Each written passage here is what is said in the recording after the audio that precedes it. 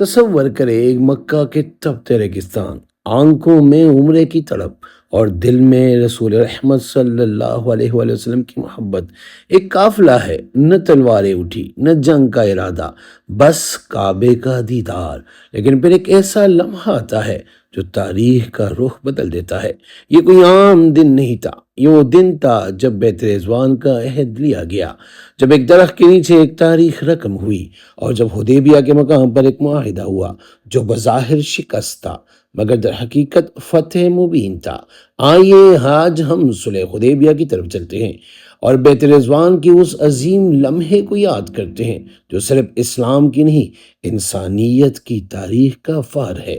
نبی کریم صلی اللہ علیہ وسلم نے خواب میں دیکھا کہ آپ اور آپ کے صحابہ کرام مکہ میں داخل ہو رہے ہیں، احرام باندھے ہوئے بیت اللہ کا طواف کر رہے ہیں۔ یہ خواب اللہ کی طرف سے ایک بشارت تھا۔ چنانچہ آپ نے اس خواب کی روشنی میں سفر کا اعلان فرما دیا۔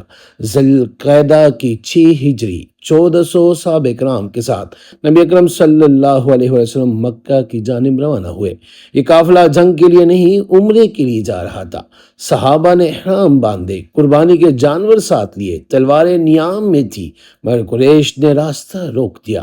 حدیبیہ کے مقام پر نبی کریم صلی اللہ علیہ وسلم نے ڈالا پڑاؤ۔ حدیبیہ ایک قریہ ہے جو مکہ سے ایک منزل یعنی 24 کلومیٹر اور مدینہ سے 9 منازل کے فاصلے پر واقع ہے۔ اس قریے کی حدود کچھ حرم میں واقع ہے اور کچھ حل میں پھیلی ہوئی ہے، اور اس کا نام حدیبیہ نامی کنویں یا خدبان نامی درخت سے ماخوذ ہے جو اس علاقے میں تھا۔ آج کل یہ علاقہ شمسی کہلاتا ہے۔ السلام علیکم ورحمۃ اللہ وبرکاتہ۔ میں ہوں آپ کا اپنا سید اخلاق حسین شاہ اور آپ دیکھ رہے ہیں روحانی ہیلنگ اکیڈمی۔ اگر ابھی تک آپ نے ہمارے چینل کو سبسکرائب نہیں کیا تو برائے مہربانی ہمارے چینل کو سبسکرائب کریں اور بیل آئیکن کو کلک کریں تاکہ ہماری ہر نئی آنے والی ویڈیو کا نوٹیفیکیشن آپ کو بر وقت مل سکے۔ قریش نے مسلمانوں کو مکہ میں داخل ہونے سے روکنے کا فیصلہ کیا۔ نبی اکرم صلی اللہ علیہ وسلم نے ان سے امن کی بات چیت کے لیے سفیر بھیجا۔ حضرت عثمان بن عفان رضی اللہ تعالیٰ عنہ کو بطور نمائندہ مکہ بھیجا گیا۔ افواہ پھیلی کہ حضرت عثمان بن عفان رضی اللہ عنہ کو شہید کر دیا گیا ہے۔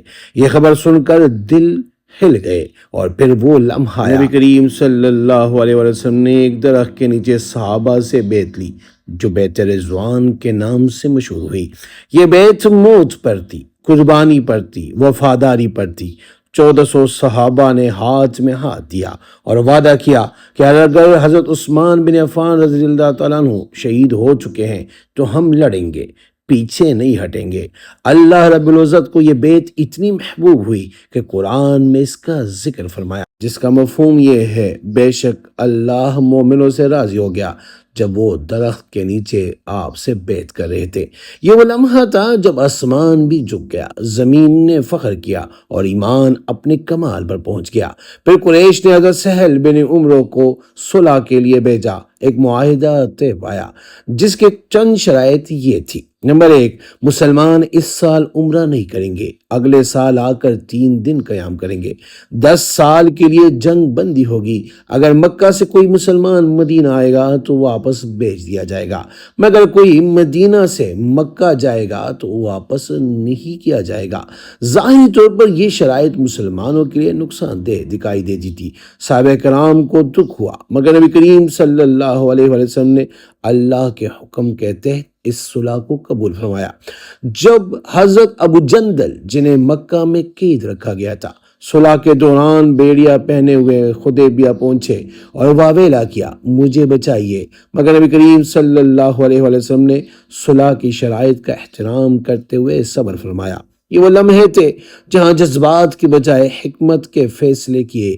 بعد ازاں اللہ تعالیٰ نے اس صلح کو فتح مبین قرار دیا، جسے قرآن میں فرمایا اِنَّا فَتَحْنَا لَكَ فَتْحًا مُبِينًا، بے شک ہم نے آپ کو ایک کھلی فتح عطا کی۔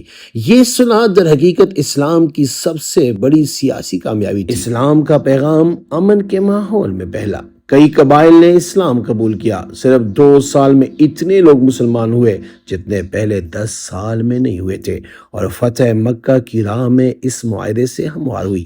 آج ہم جب صلح حدیبیہ کو یاد کرتے ہیں تو ہمیں یہ سبق ملتا ہے کہ وقتی نقصان اگر حکمت کے تحت ہو تو وہ در حقیقت کامیابی کا دروازہ ہوتا ہے۔ بیت رضوان ہمیں وفاداری، قربانی اور یقین کا درس دیتی ہے، اور صلح حدیبیہ ہمیں حکمت، صبر اور دور اندیشی کی عظیم مثال عطا کرتی ہے۔ کاش ہم بھی اس بیت کی روح کو سمجھے اور اپنے رب سے عہد کریں کہ ہم بھی دین محمدی صلی اللہ علیہ وآلہ وسلم کے لیے ویسے ہی ڈٹ جائیں جیسے اصحاب بیت ڈٹ گئے تھے۔ صلح حدیبیہ سے واپس جاتے ہوئے راستے میں سورہ فتح و نصرت کی نوید لے کر نازل ہوئی۔ چنانچہ بعد میں سب نے عملاً دیکھا، بلکہ کائنات کے ہر آنکھ نے دیکھا کہ اس معاہدے کی برکت سے اسلام کو ایک باغیانہ تحریک کی حیثیت سے نہیں بلکہ ایک دین کے طور تسلیم کیا گیا۔ جنگ بندی سے امن کی فضا بحال ہوئی جس میں اسلام نے خوب پھولنا شروع کیا۔